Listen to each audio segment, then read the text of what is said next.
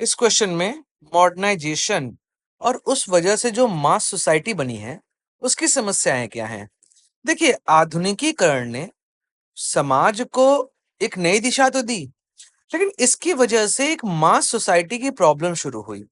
एक ऐसा समाज जहां पे सिर्फ दिखता है कि सब एक साथ हैं, पर रियलिटी में एक साथ कोई नहीं है। अकेलेपन का शिकार आपको वहां पे लोग दिखाई दे जाएंगे।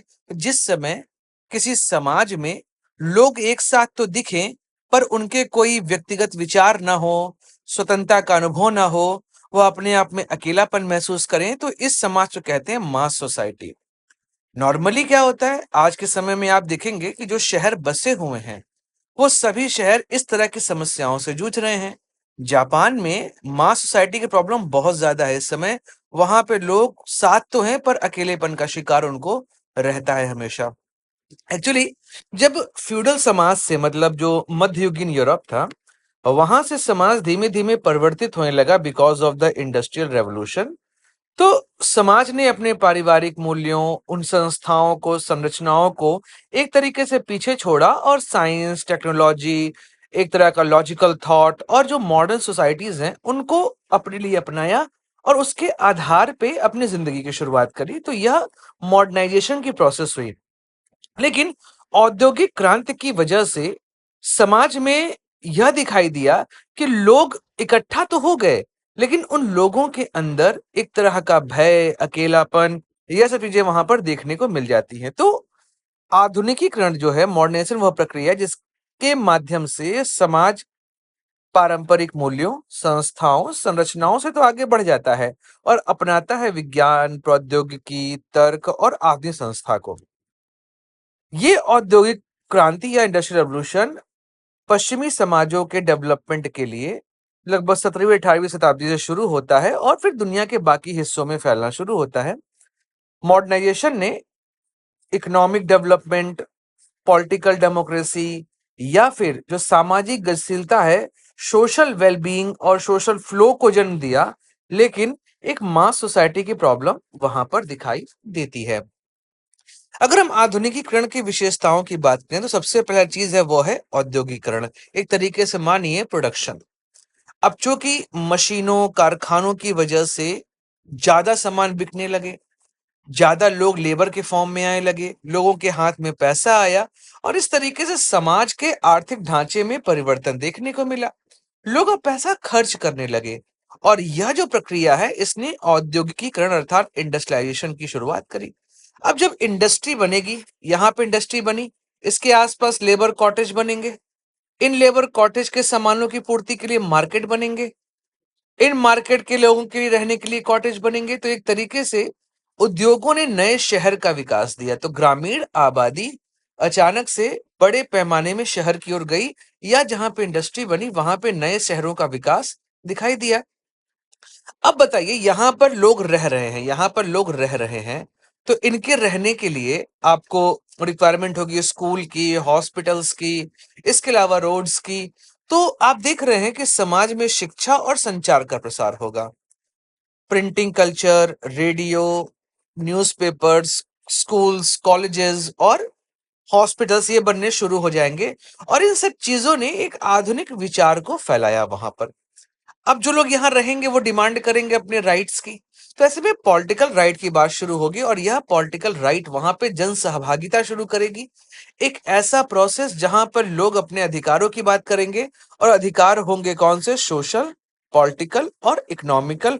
और इस वजह से एक संस्था का निर्माण होगा, वह संस्था कहलाएगी सरकार। और यह सरकार अपने लोगों के द्वारा चुनी जाएगी और उनके लिए काम करेगी। अब समाज में वो पारंपरिक रूढ़िवादिताओं की जगह पर जो पुरानी सीमाएं हैं, वह सीमाएं टूट जाएंगी, कास्ट बैरियर टूट जाएंगे, रिलीजन टूट जाएगा। इसकी जगह पर आपको सोसाइटी में इकोनॉमिकल, पॉलिटिकल थॉट्स का डेवलपमेंट देखने को मिलेगा। एक नए तरह के विचार आपको शहरी क्षेत्रों में देखने को मिलेंगे। तो सामाजिक गतिशीलता आएगी, लोग जाति, धर्म, परंपरा की सीमाओं से बाहर निकलेंगे और नई सोशियो इकोनॉमिकल पॉलिटिकल सिस्टम जो है वहां पर देखने को आपको मिलेगा। अब ये सब चीजें तो होंगी, लेकिन आप शहरों में देखते हैं ना कि बिल्डिंग है, अपार्टमेंट है, 300 मकान है, लेकिन पड़ोसी पड़ोसी को नहीं जानता।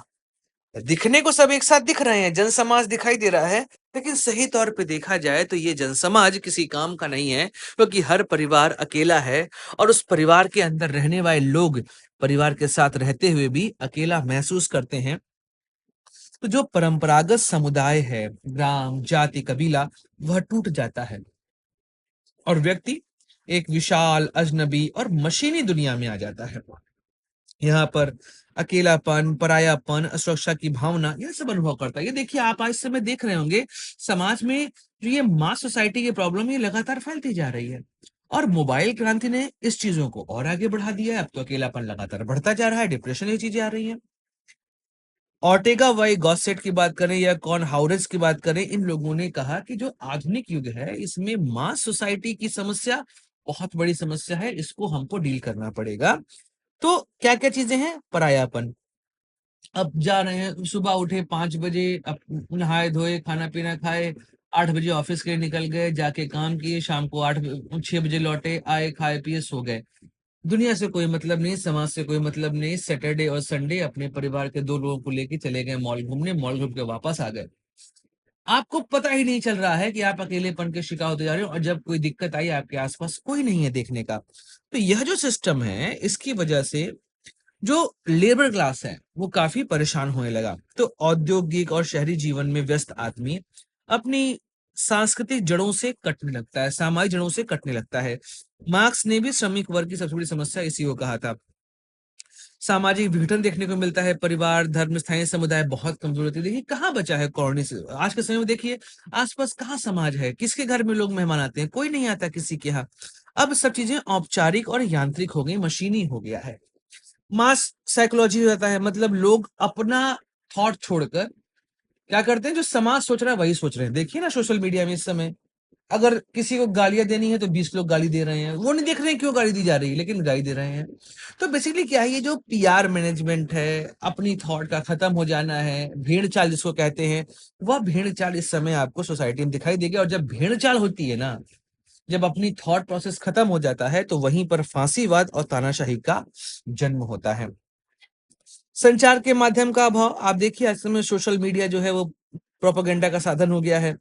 उपभोक्तावाद, मतलब आप हमेशा देख रहे हैं कि अरे यार ये खरीद लूँ, वो खरीद लूँ, ऐसे रह लूँ, वैसे रह लूँ।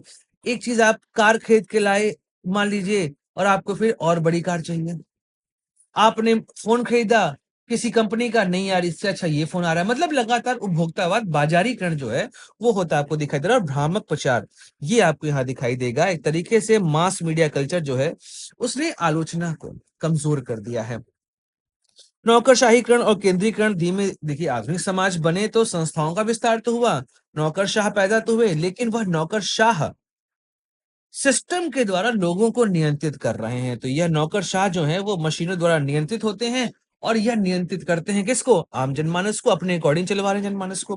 तो लोकतंत्र धीमे-धीमे कमज़ोर होता है और जब एलियनेशन बढ़ेगा तो बेरोजगारी, गरीबी, अपराध, असमानता, यह भी बढ़ते आपको दिखाई देगी। तो आधुनिकीकरण ने समाज को विज्ञान, प्रगति, लोकतंत्र, शिक्षा तो दिया, लेकिन इसकी वजह से मास सोसाइटी की प्रॉब्लम भी देखने को मिलती है। समाज में अकेलापन, परायापन, भीड़ तंत्र, फांसीवाद, तानाशाह, हर तरह के विचारधारा एक साथ मिल जा रहे हैं और एक अलग तरह का कुज़ीन, या जिसको आप सलाद कह लीजिए, एक अलग तरह का सलाद बनते आपको दिखाई देगा, जहाँ पे खीरा, टमाटर, ककड़ी, प्याज सब कुछ मिला हुआ है और इसकी वजह से किसी के पास अपनी थॉट नहीं है और लोग अपनी पहचान लगातार खोते चले जा रहे हैं।